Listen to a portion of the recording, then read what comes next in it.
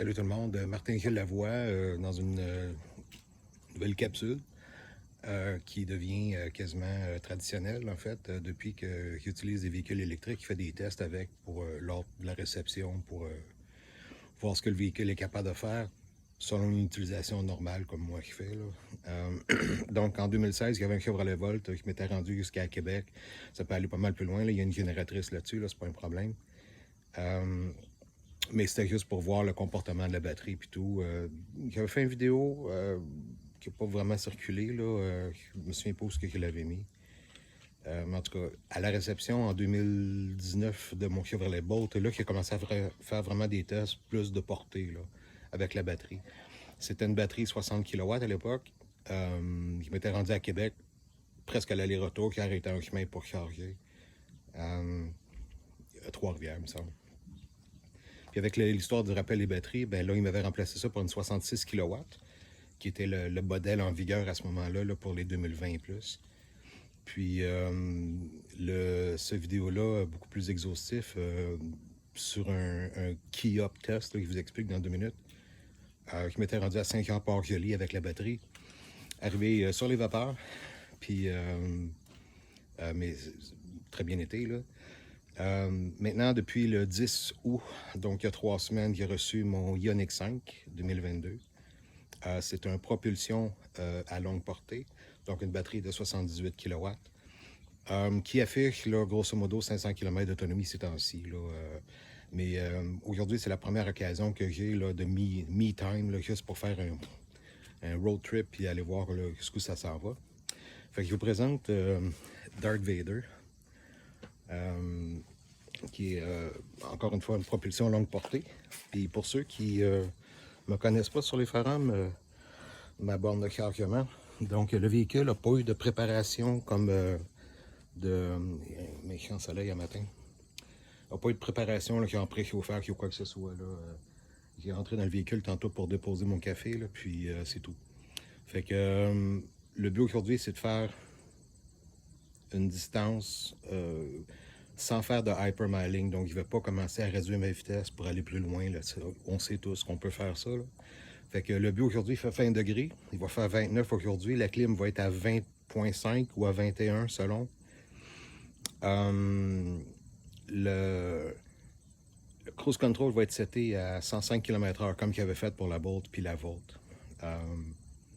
Puis le cruise control adaptif va être seté avec la distance de poursuite au deuxième là, sur les 4 settings. Ça fait que il va débarrer le véhicule. Je ne sais pas si on voit là. Voilà. Ce qui va me permettre de débrancher la borne. Là, ceux qui vont poser la question, j'avais juste 20 ampères de disponible sur ma boîte électrique. Fait que ça, c'est une 16 ampères, ce qui est bien en masse pour moi, là, sur le 240. Là. Comme je travaille à la maison, c'est rare que je vide ma batterie tout le temps. Là. Dans le pire des cas, juste à côté, j'ai un circuit électrique de 100, puis 50 kW aussi, puis il y a une L2 aussi disponible. Fait que Key Up Position, ça veut dire on entre dans le véhicule, puis on fait aucun setting. Là.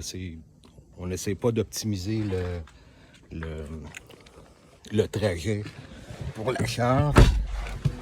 Mon véhicule, présentement, affiche 1082 km au compteur depuis que je l'ai en 3 semaines. Et puis, je vous le montre, là, ici. Là. J'espère que vous voyez bien, là, en bas.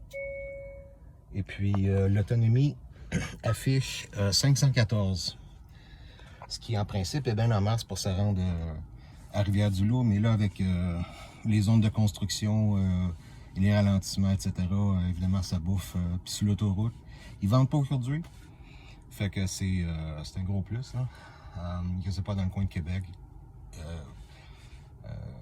Puis passer ça, là, souvent, il y a des grands vents à côté du fleuve. J'ai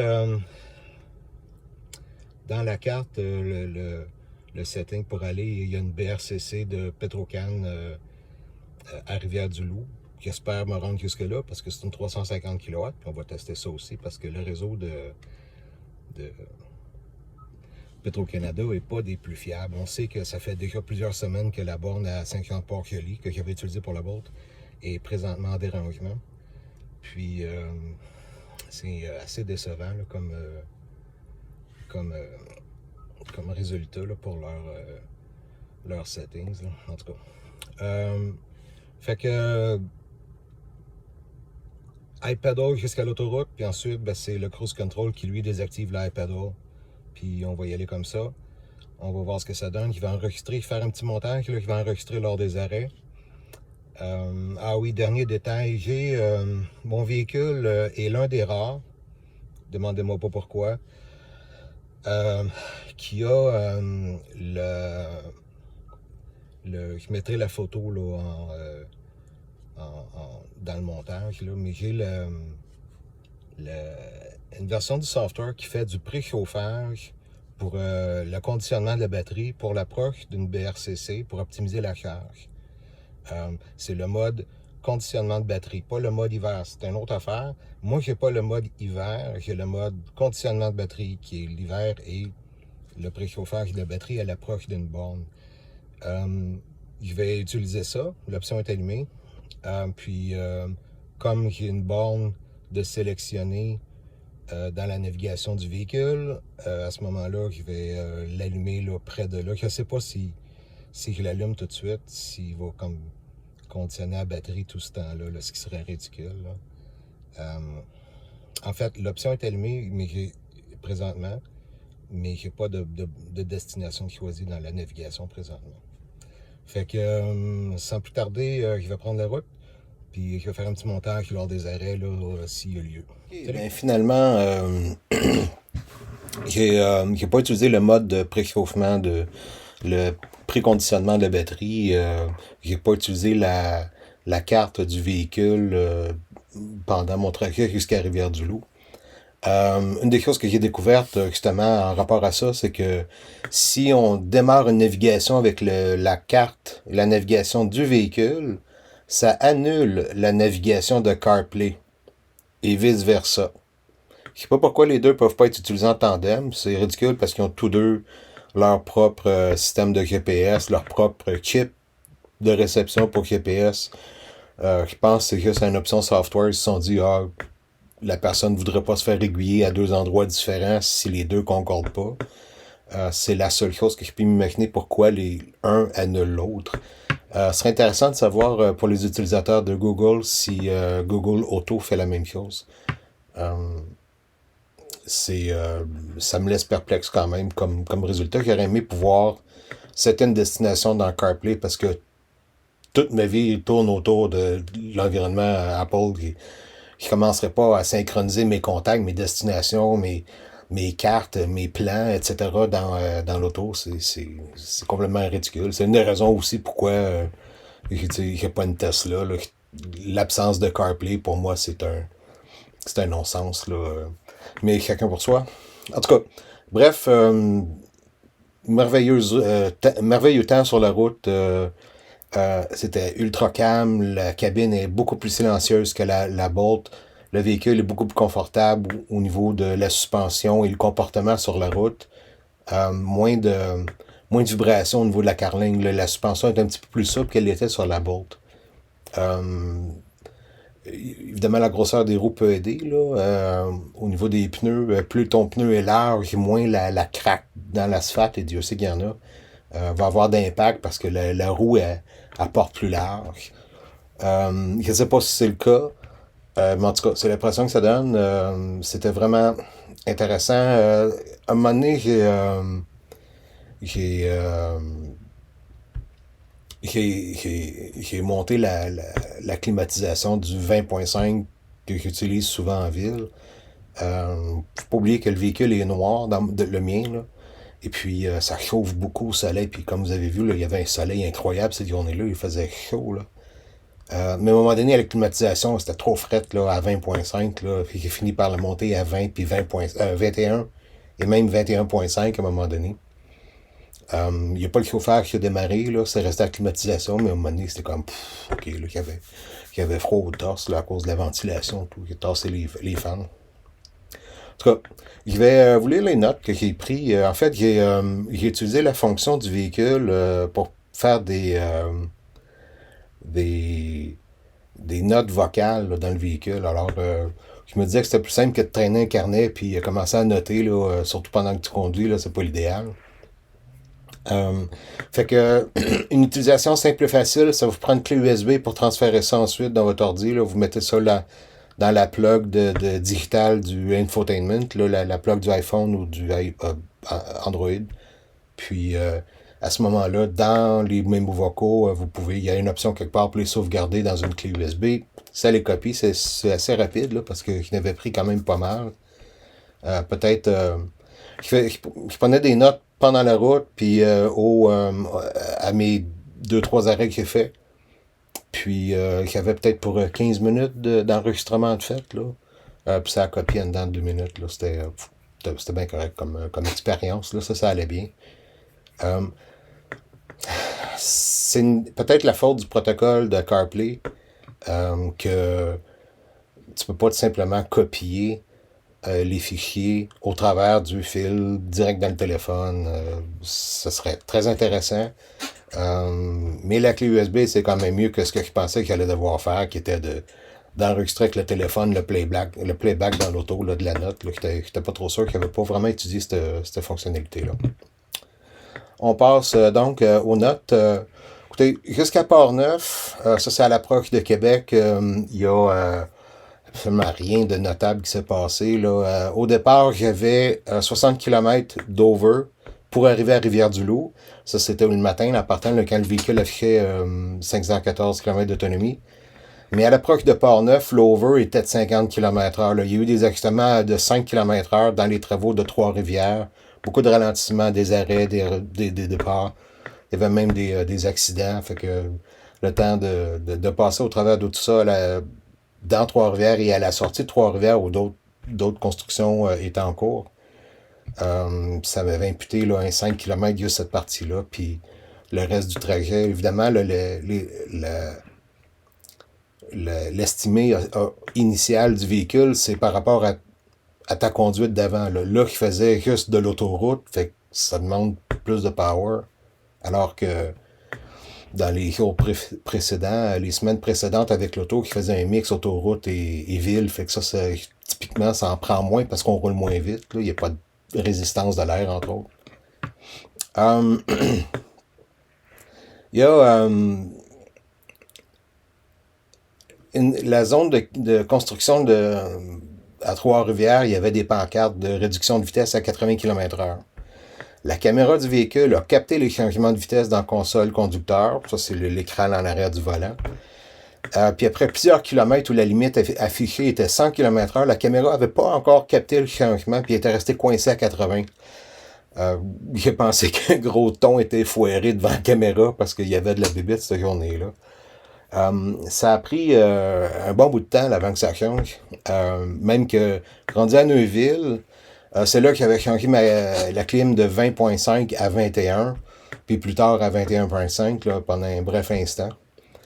L'autonomie affichait un over de 40 km pour me rendre toujours pour me rendre à Rivière-du-Loup. J'ai eu une perte de quelques kilomètres suite à un dépassement fougueux. Là. Il y avait quelqu'un qui pas fichu de garder sa vitesse. Puis le cruise control adaptif, c'est cool, mais à un moment donné, ça vient que tu portes plus attention à ta propre vitesse. Puis là, ben, le véhicule s'ajuste à la vitesse du gars d'en avant. Puis s'il roule 85, ben toi aussi tu roules 85. Puis comme un moment donné, c'est comme, qu'est-ce qu'il fait là? Clignotant, part, écrase, bang, puis la batterie, elle se fait siphonner à ce moment-là. À Neuville, la batterie affichait 53%. Puis une portée allant jusqu'à 262 km. Puis là, je commençais à noter à l'approche de Québec, là, rendu à Saint-Augustin-de-Desmaures. C'est juste à côté de Québec, la région de la capitale, là, ça affichait 51% de batterie. Puis la vitesse dans le cluster est revenue à 100 km/h, là, à partir du 80 km/h de construction. Là. Fait que une bonne stretch de route, tout ce que le véhicule affichait dans le cluster 80 km/h, puis en rouge parce que je dépassais de la limite de vitesse. Je ne sais pas quand est-ce que le changement est survenu. J'ai pas vu le changement s'opérer, puis je l'ai juste pas noté, mais en tout cas, c'est quand même surprenant. Il y a d'autres notes par rapport à ces pancartes un peu plus loin. Toujours dans Québec, à Sainte-Foy, là, dans la ville de Sainte-Foy, là, au niveau de la pancarte, on n'était pas encore dans les résidentiels ni rien de ça, là, il n'y allait pas non plus. Toujours sur la 40, à l'intersection là, du boulevard Jean-Gauvin, là, c'est là que le véhicule a affiché 50% de batterie. Donc, un aller-retour à Sainte-Foy, sans faire attention, tout bang-bang en saison sur la batterie, c'est un charme. Là. Puis juste un petit peu plus loin, là, sur la 520, là, je pense que c'est Henri IV, là, du moins, en tout cas, la route qui va vers le pont Pierre-Laporte, qui affiche toujours 50% de batterie, 252 km d'autonomie à partir de là. Pour une durée. Non, c'était 252 km de fait. Donc, 500 km au total en principe, là. Pour une durée de route de 2h40 que ça m'a pris pour me rendre là-bas. 2h40, je vous rappelle, il y avait de la construction, puis des arrêts là, carrément dans Trois-Rivières. Ça m'a bouffé facile 15 minutes. Là. La moyenne d'utilisation était de 15,4 kWh au 100 km. Je vais vous laisser des graphes pour les courbes de charge, là, ça va vous donner une idée un peu.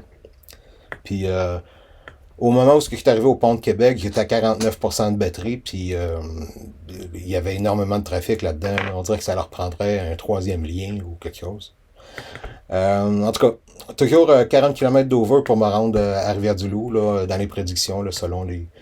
je regardais le kilométrage qu'il me restait à faire dans CarPlay versus le kilométrage que le véhicule m'affichait d'autonomie. Là. À la sortie de Québec, on a croisé un autre accident, du monde qui suivent de trop près, tu sais, puis bang, il y avait un pick-up qui avait embouti une petite voiture, là, je me souviens pas c'est quoi, là. À l'approche d'une zone de construction. Puis la caméra a capté la pancarte de vitesse à gauche. Donc, contrairement à ce que j'ai déjà dit, la caméra est capable de prendre les changements de vitesse quand elle est à gauche. Je pense que l'important, c'est que tu sois dans la voie qui est immédiatement à côté de la pancarte. Fait que s'il y a 3 voies, tu es dans la voie de gauche, il va voir la pancarte de gauche, mais pas celle de droite, vice-versa. Si t'es dans le centre, tough luck. Ou peut-être qu'il les prend, je ne sais pas. Mais en tout cas, c'est ce que j'ai noté. Ça explique probablement là, la fois où il ne prenait pas les pancartes à gauche. Là. Le HDA, le Highway Drive Assist, version 1, qu'il y a dans la version Preferred de mon véhicule et non dans la version Ultimate, qui lui a le HDA 2. Ça, c'est vraiment super. Au moins 99% du temps, ça a fait le job. Rare où j'ai eu à prendre le dessus sur l'accélérateur, généralement pour un dépassement ou ce genre de truc-là. Ou éviter quelqu'un qui rentre dans l'autoroute de me faire couper puis que le char se met à breaker parce que le gars il est rentré pas mal serré sur mon bumper, là, ce qui arrive. Même chose pour le Navigation Assist, là, le volant là, qui est automatisé. Là. En bas des Filions et Saint-Jean-Port-Joli, même passé, là, en fait, jusqu'à Rivière-du-Loup, et je vous dirais que 99% du temps, le char était capable de s'en occuper. Là, puis évidemment qu'il avait la main sur le volant, là, mais il fait vraiment une bonne job. Là, ça n'a rien à voir avec ce que la Bolt faisait, là, à te bouncer entre les deux lignes tout le temps. Puis la caméra, le système au complet, il est capable de capter des lignes au sol que la Bolt n'aurait jamais, j'aurais dit, laisse faire, là, ça marche pas. Là. Des endroits où il y a la construction, il y a un nouveau pavé, la nouvelle asphalte, puis tout ce qu'il y a, c'est les espèces de petits cartons de plastique là, qui clouent au sol là, pour aligner ceux qui vont faire les signaleurs là, pour faire les lignes au sol. Là. Juste ces stickers-là, le véhicule était bien content de figurer où ce qu'était la ligne. Ça, c'est probablement dû aux Américains qui souvent n'utilisent pas de ligne au sol. Eux autres, ils mettent des réflecteurs carrément. Alors, les petits cartons de plastique, les machins là, qu'on a ici, le temporaire, là, avant qu'ils fassent les lignes, ça ressemble énormément à ces réflecteurs-là aux États-Unis. Nous autres, on ne peut pas prendre ça parce qu'à cause de la gratte l'hiver, ça les arracherait. Sauf que, en tout cas, ça fonctionne très bien. Fait que c'est beaucoup plus agréable à utiliser sur l'autoroute qu'en ville, mettons. Là, évidemment, en ville, c'est pas vraiment approprié. Il y a trop de les stops. Pour commencer, ça marche pas avec ces systèmes-là. Parce qu'il fait pas les stops pour toi. Faut que tu t'arrêtes toi-même. Puis si tu utilises le cruise control adaptif, ben, quand tu arrives à un stop, ben là, faut que tu repèses sur le piton ou la pédale pour redémarrer. Puis le redémarrage, il est un peu lousse. Là. Il est long. Là, c'est ça. C'est probablement que ça fait chier plus le monde que d'autres choses. En tout cas, rendu à Saint-Jean-Port-Joli, la Bolt s'était rendue à peine de misère en faisant du hypermiling à l'époque. Dans les derniers 50 km, c'était arrivé dans le rouge, j'avais triché un peu pour me rendre parce que entre là puis la POC, il y avait comme vraiment rien puis aucune possibilité de recharge. Fait que j'étais sorti de la 20 pour le dernier 40 km, puis j'avais suivi la route là, sur le côté. Là. Je me souviens plus c'est quoi le nom de la route. Là. Fait que j'avais baissé ma vitesse autour de 90, là, je pense. Toujours sur la 20 pour la INX5, à Saint-Alexandre de Kamouraska, j'étais à 20 km de la destination, puis le véhicule a atteint 10% de batterie avec 40 km d'autonomie encore disponible. Ça m'a étonné un petit peu. À 10%, le véhicule affiche la batterie basse, tu pèses OK pour y fermer la gueule, puis ça réapparaît pas avant 5%, je pense.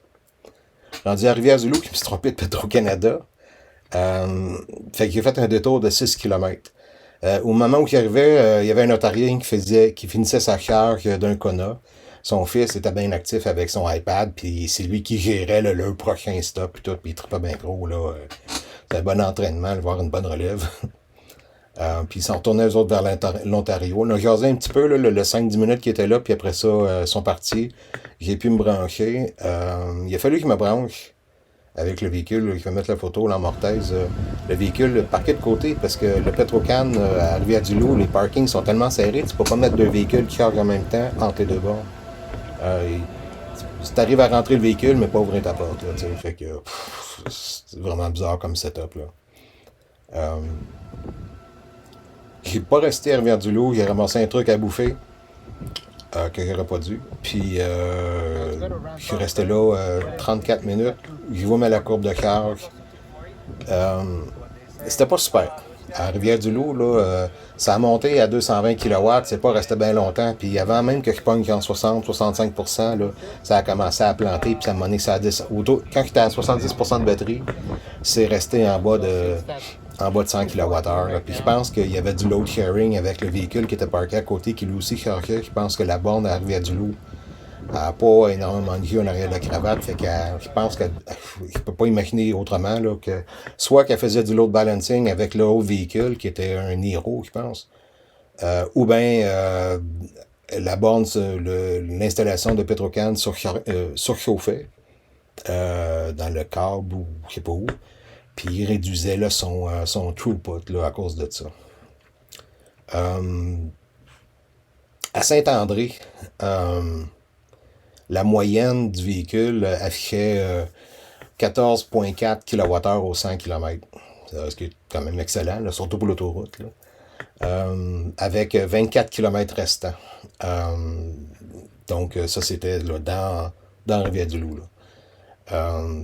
La borne a fait, comme je disais, un pic à 214-220 kW, puis elle a droppé rapidement. Puis elle a fini la charge là, dans les 40 kW. Là, c'était ridicule. J'étais à 5% de batterie à ce moment-là. J'ai monté ça à 85%. Puis ça a pris 35 minutes. Là. C'était 34 et des poussières. Là. 35. Petro-Can a vraiment eu un débit moyen à cet endroit-là. Puis peut-être qu'il y avait du load sharing, comme il disait. Puis, oui, en tout cas, mon itinéraire m'emmenait pas à un autre Petro-Can originalement. J'y reviens.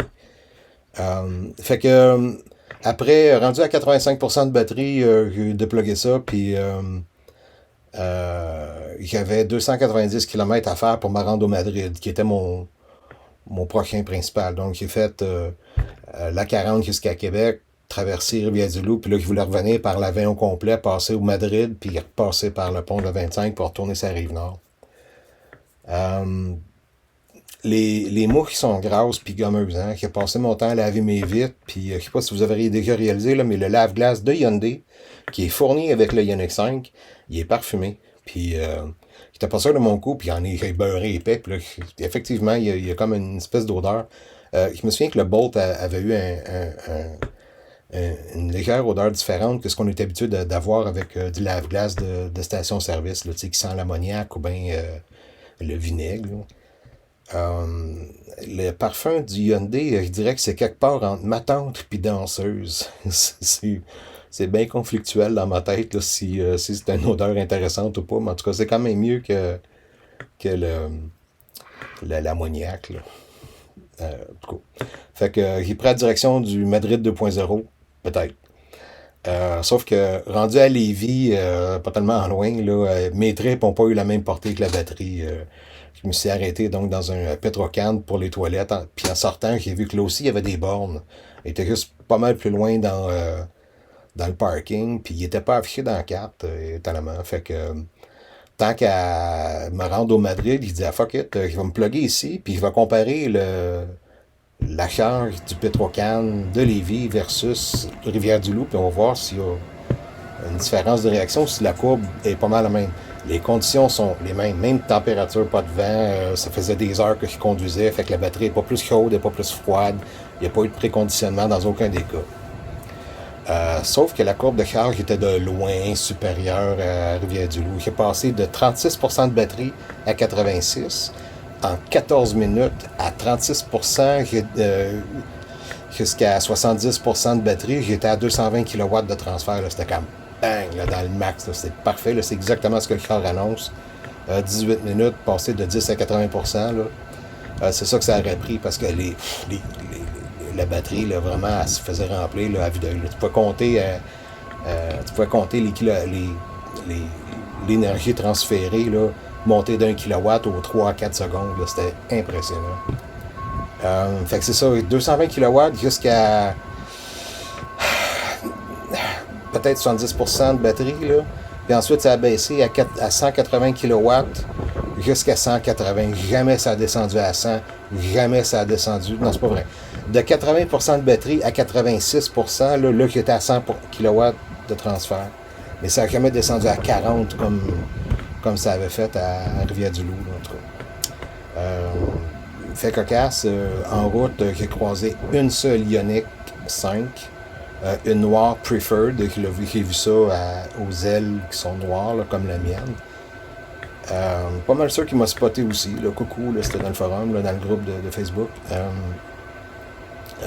Parce qu'il peut voir un visage dans la fenêtre. Sinon, sur la route, j'ai vu quand même pas mal de Mustang, peut-être une douzaine, dont un convoi de deux.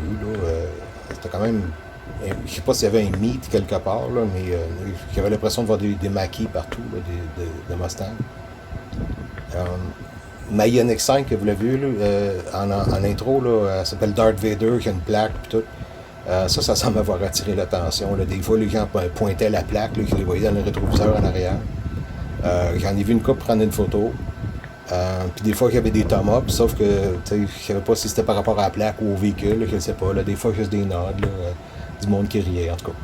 Bref, le combo des deux a attiré l'attention. Des kids qui m'ont envoyé à la main, là, ça c'était cool. Là, salut. Fait que je suis content, finalement, la plaque personnalisée, là, que ma donation des taxes égaye le voyage des kids. Là. En tout cas, fait que, somme toute, super de belle expérience de road trip là, pour la Ioniq 5.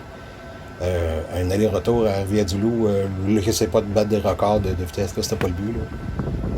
Il était à 105 km/h tout le long, sauf quelques dépassements ou des zones de construction plus basses, là, des fois carrément arrêtées, là, fait qu'il y a eu du stop and go de temps en temps. Là. Mais en tout cas, fait que c'est ça qui est ça. Probablement que je vous apprends rien, mais en tout cas, je confirme des différentes choses comme le réseau de Petrocan qui est moyen, ou imprévisible du moins, des fois. Là. Vérifiez à votre approche de votre destination, de vos bornes préprogrammées, vérifiez qu'ils sont toujours en service ou disponibles, là, puis vous aurez l'occasion de vous faire un plan B là, en chemin là, si le besoin est. Là. Puis l'aide à la conduite, ça aide beaucoup justement à aller naviguer pour ramasser une borne là, pas loin, puis éviter de vous ramasser dans le champ, là, mais gardez vos mains sur le volant. Fait que c'est ça qui est ça. Bonne route à tous.